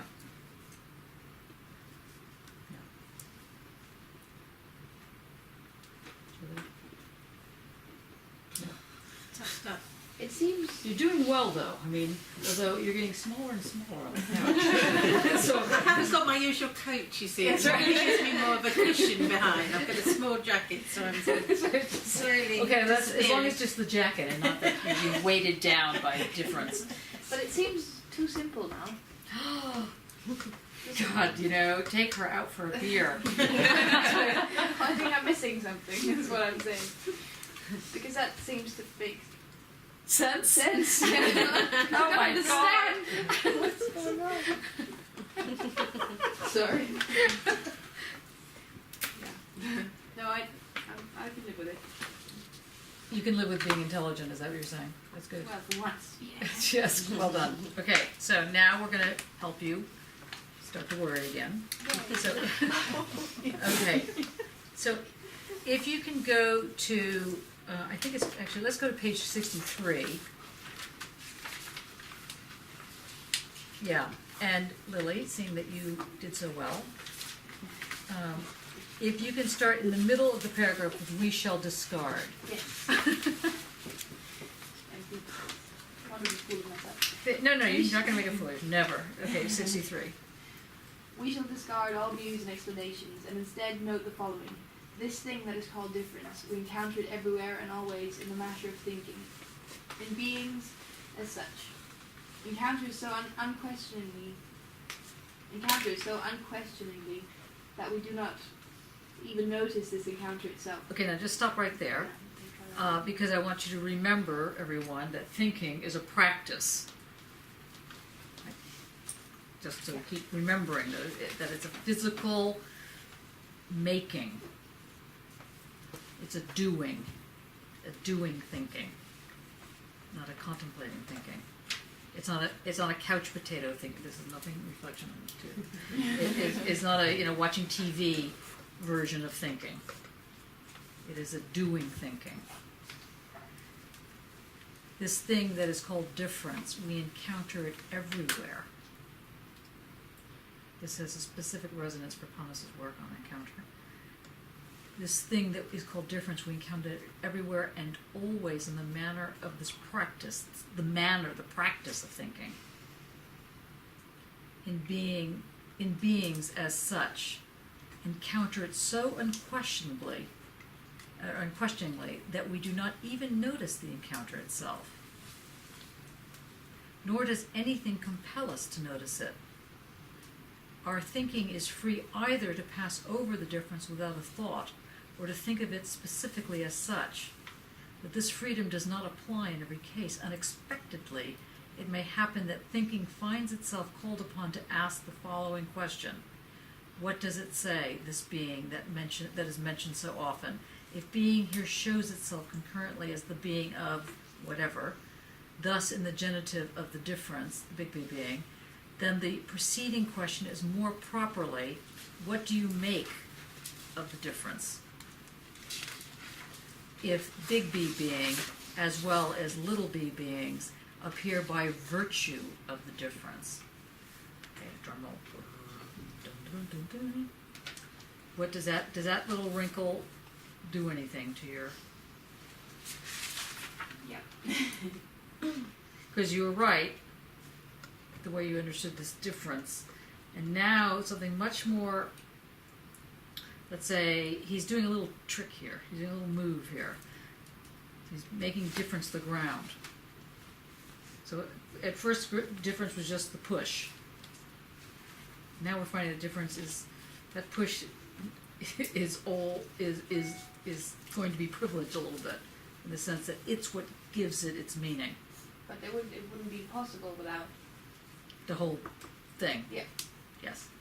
So but in a sense it has to be the ground, because without the distance there is, like we've there's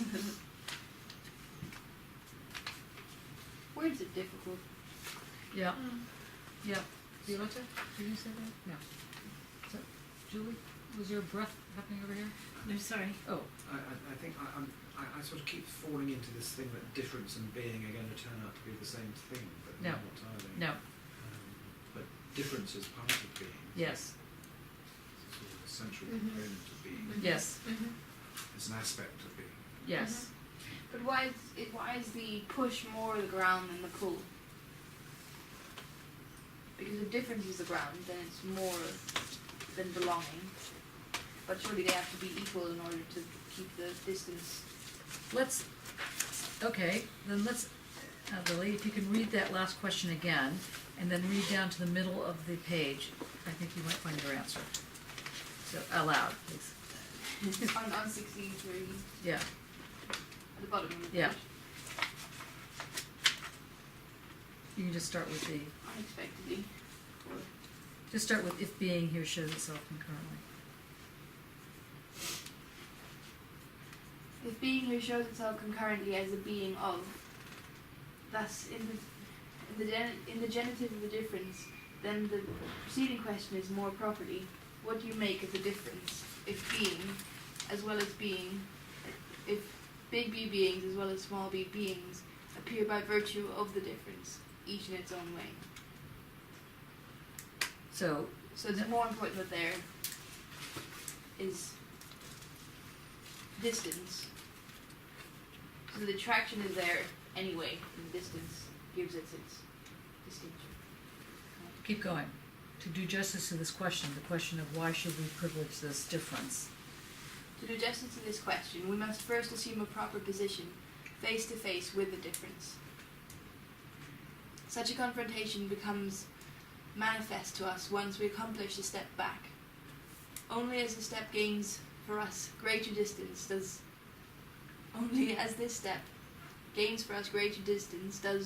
what is near give itself as such. Does nearness achieve its first radiance? By the step back, we set the matter of thinking, being as difference, free to enter position face to face, which may well retain wholly without an object. Remain wholly. Okay, so now Nick had asked earlier, isn't being, or can big B being be understood as difference? And I said no. But it looks like what he's saying here is being as difference, free to enter a position,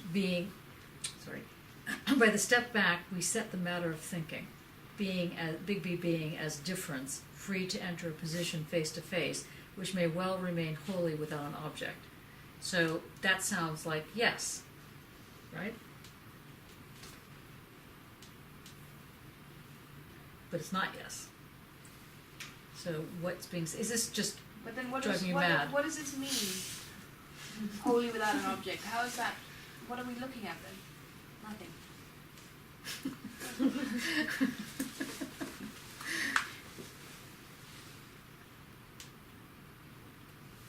Isn't that assuming round and round? Everyone runs out of the room screaming. It's tough stuff. Not made it any easier by the fact that he's not writing very clearly. Only as this step gains for us greater, okay, so he's talking about the step back. And what is the step back? Is the step back the famous leap out of metaphysics? Or is the step back the pull? Maybe the step back is taking distance, which is different.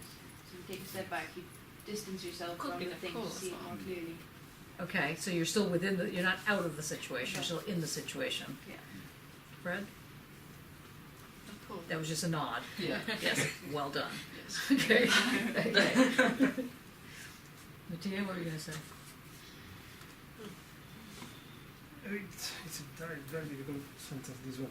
I believe that the step back here, only as this step gains for us greater distance, does what is near give itself as such. Thus nearness has achieved its first radiance. And the nearness now would be difference, right? Yes. That's so the radiance. Right here, to just answer the question, we must first assume a proper position face to face with difference. Such a confrontation becomes manifest to us once we accomplish the step back. So rather than being there and seeing that there is difference between the bottom and the table, because we are used to put the bottom of the table in the glass case, it has Its own being. the things that exist in the self individually and separated. We step back and realize that there is a whole set of relations going on. So that in order to face, we realize that the difference in its first radiance is precisely not what is in between, but difference as the support of being, as big B being.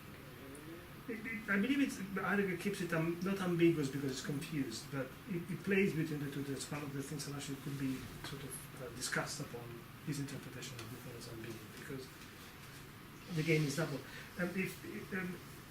And keep remembering that there's a very good way of putting it. The game is always a double game. There's not like one it's not like there's not one answer. It's just the answer is always plural. And sometimes the answer is plural, like in the sense that it's yes and no at the same time, and sometimes it's plural in the sense that it's many yeses in the same space, or many no's in the same, or more than one no in the same space. In this case, what I hear in this is that difference intervenes both with the meaning of coming in between and taking action in the situation. On the belonging of small b beings and big B beings, so that's the push that keeps them apart. But it is of such importance that it is actually what individuals, now one goes back to the challenge of humans here, face. Mm-hmm. So in that sense, it can be assimilated to being, and at times Heidegger does that. So what one faces, one does not face this big being, which is like the God with the old God with the beard on a cloud and the triangle and so forth. Faces the fact that this presence present here is not exhaustive. Mm-hmm. There is more. And that more is completely undetermined, completely undefined. And the relation between this determination and that indetermination is the tension Heidegger is discussing. So in that sense, you can play between saying the difference is not big B beings, but also plays the same role of the horizon, the limit. By looking at the faces here, I'm not sure what you're hearing. But I'm going to try and translate it now to a whole another thing. We're going to leave the pages for a second. Yeah, Nick, before you So present. it's flux, isn't it? Yes, yes. And what's to stop you saying big B being is both difference and identity simultaneously? Nothing is to stop you from saying that. Nothing is, so can I say it? You can. So it's a double negative, it's late at night. So, You can say it, but it's not the whole picture. right. But It's like a slice of the picture. okay. So big B being. Okay, let's think what we have on the table here. We have metaphorically speaking, or something speaking. We have perdurance. Remember what perdurance was? That was the relation between A and A. We have The event of appropriation, that's when the A's take their little pie, and that's when they also are, there's a reciprocal movement. Then we also have this question of leaping out, so you can see, so that there's a way of getting away from this whole metaphysics of putting being as the meaning of truth, or man as the meaning of truth. Neither of the meaning of truth. They reciprocally require each other. Then we went a little deeper. We drilled a little deeper, and we started looking at how this belonging requires the pull back, not the leap out, but the pull back, and that pull back was correctly identified as difference. Then the difference names not just is not just holding the thing open, but it is also suggesting, not just suggesting, that that is what is brought to the table when this relationship starts to get started. The relationship requires the pullback simultaneously to the encounter. You can't have an encounter without the pullback, otherwise you dissolve. It sounds like the event, it produces something else. Like it, Yes. yeah, it. The Moves event does not itself- the event does not itself. produce itself. No, it Right. produces something else, which can. The event of appropriation, it produces some form of identity, but an event produces a whole new game, can produce a whole new game, And that is the difference. and that is the difference. Okay, one person. Say it again, please. Yes. Well, it made sense when Johnny said it, so it's. Well, to some. I think you should. No, you have to say it. You did well. Just as you did, I just want to hear it word It's for word that- again, please. It gives rise, the pushing back from each other, that kind of step back gives rise to something else which isn't necessarily in the relationship in the first place. It is, because you used to do this last year, and it is that. It gives rise to something else which then, it's like an extension of itself, but again it's not itself. It gives rise to another relation almost. Because if it didn't, you would never have something that's creative. Yeah. Created, yes. So, so that this is a Sorry, I didn't get that generative one. Oh, yes. process. Yes. Okay. Can you explain what you mean by that? Something's made. Thank you. Yeah. She said. Yes. That's what I wrote down. Something is made and that thing is sense. Yes. And that thing has a logic to it. Beautiful. Sorry, if you said what's made again? Sense. In the sense of Sense. making Sense is sense made. rather than sensing something. Yes. Right. Yes. Yes. Yeah. Which can only be dealt with in the present. In the presence of presence being made present. Yeah? So you're not generating big being as such. Right. Yes? But realizing that is realizing the existence of an horizon, the Did relationship. you say horizon or horizon? Horizon, Yes. yeah. The relationship to which gives meaning to you because you are in a relationship to it. So in that sense, it makes sense. It changes from an horizon as a geographical image to a territory. So is this related to this business of Yeah. conceiving and unconceiving? Yes. And clearing? Yes. So basically it's, nothing's changed except you sort of got there. Yes. You're in the picture because you have this sort of relationship with big B being, That's right. as little b being. And Big B being his relationship with you. Yeah. So I always get back to the same question. When we were talking in terms of Language, does this translate into experience? Yes. Yeah. In fact, to put it slightly differently, experience gets translated into sense. Right. Yes. Because we can There is only a- experience if we have So, well, we can make sense of it. we always have that experience, but now we know. Now we make Yeah, sense of it, yes, literally. there is a footnote somewhere in the introduction where the root of the German word event is linked to, I believe it's page 14, is linked to appropriating and experiencing. Is it FR on experience? It should be that, unless it is on the Fribourg and the Bremen lectures, which I'll explain this week.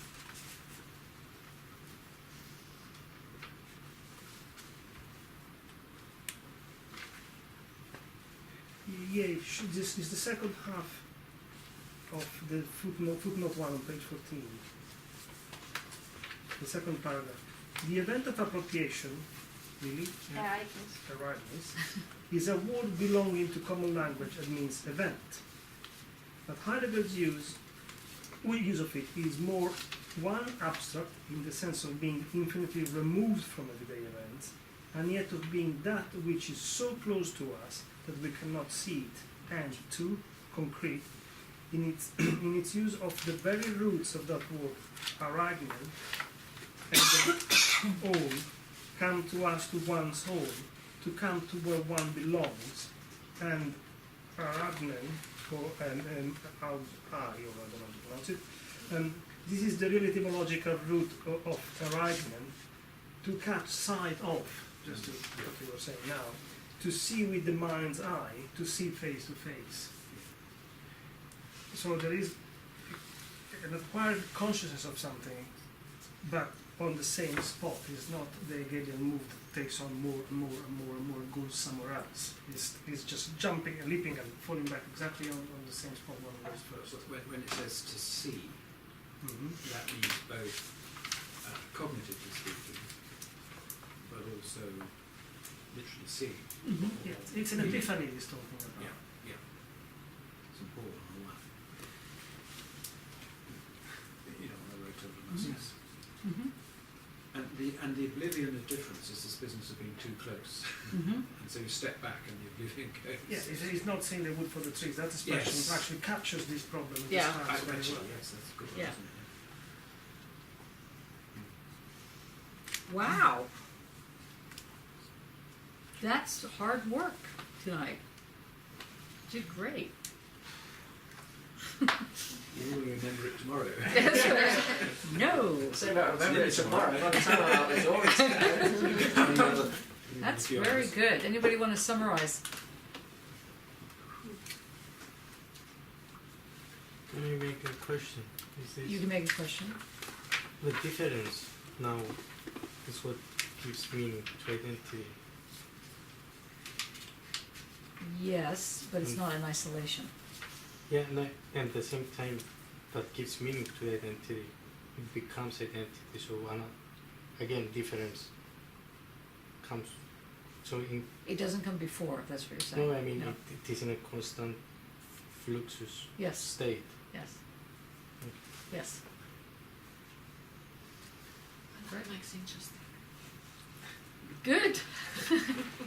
I think, appreciate it might be completely worded wrong, but is it experience is the event that we make sense of? No. No, I didn't think so. No, it's because the way in which you're using the word experience is too much of a vat. Yeah. It's like this thing called experience, and there's no such thing as experience in that in the way you're using it. Yeah. But when one encounters something, that encountering is often written down as an experience. And basically Heidegger is saying that it's not an experience, it's an encounter which is only able to be made sense of when you understand how difference has been produced in that encounter. And then experience, as it were, makes sense. Like literally makes the sense. Yeah. But it's not that it's making sense of this thing called experience. No, it's yeah. Yeah. Yeah? And also, since I like to link with why the arches, we started in October with, I think, the 4 a.m. of Descartes. Descartes was doubting, how can I be sure about things? Well, I think the 4 a.m. on this ground of I am, then I can step forward, and the ground of I am remains solid, the first step. Heidegger, in my understanding, keeps this, I think, the 4 a.m. constantly circulating, can never close it. In order to be, I think, in order to think, I have to be, so the identity, the belonging needs a difference, and the difference points back to the belonging, and is never solved. And if it is solved, it's death. Mm-hmm. So that's what it, somehow far back.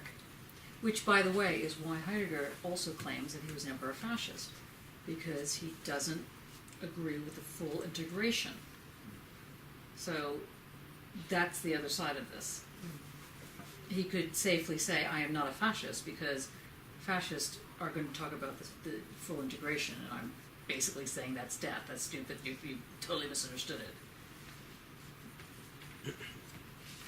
Interesting. I'm not saying that I now think he's not a fascist. I'm saying that he was still a fascist. He just was a very specific form. But he claimed he wasn't a fascist. Yes. Well, he actually didn't claim he wasn't a fascist. He just didn't claim he was. He didn't deny or not deny. But you can see in his argument why he wouldn't have denied it, why he would have been annoyed. Because if you look at his argument, he's talking about that if something gets fully integrated, it collapses, so he wouldn't argue for the total integration of something. And so he could safely say, I'm not being fascist because look at my work. Sadly, you could also look at what he did, with a small detail. So. But also, this is more a personal interpretation, but the fact that he speaks of a destiny that, in this case, men, but it was right to use the word. Yeah, male men. Yeah, have in front of the challenge that big beings brings to them to fulfill their destiny. Their destiny somehow can be used. A little bit Aryan.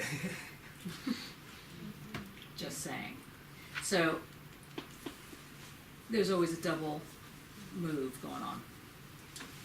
But what we can take from the double move is that there's some aspects about this double move that are quite wild and important. And will act precisely in the opposite direction of this kind of complete collapse. And that's why when you read the English version, as I was saying, about Heidegger as opposed to the German version, because the English version is translated into contemporary English as opposed to florid forms of German, which is how it's written in German, you get a more contemporary take. So the Enlightenment and the notions of Enlightenment are already embedded in the language of the translation. And it allows one to see the double move being quite radical in a sort of learning, growing sense. So would Jim Stone might be careful to Yes. to translate some of the language. Mm-hmm. Is it fair to say that he may well have been a fascist, but his philosophy isn't fascist? It is a question that circulates a lot. That is the question. Yes. I mean, and there are various discussions about that. I mean, people say, well, if you want to know a person's real political views, don't read what they write, look at what they do.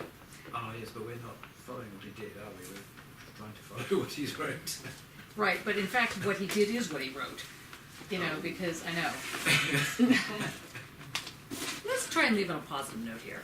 Okay, because we did have an epiphany earlier, a group epiphany. I think we should stick with that because it was really quite, you did a really hard work tonight. This was tough. Next week, we're going to lighten it a little bit because we're going to start playing around with difference from I think we're moving to Deleuze, right? Yeah. And Deleuze is going to be like a walk in the park next to Heidegger. But keep going back to this because you need to get this difference, appropriation of difference, the groundless ground, all these kind of things. You just keep using this language, write it on your refrigerator door, see, like what it really is saying to you.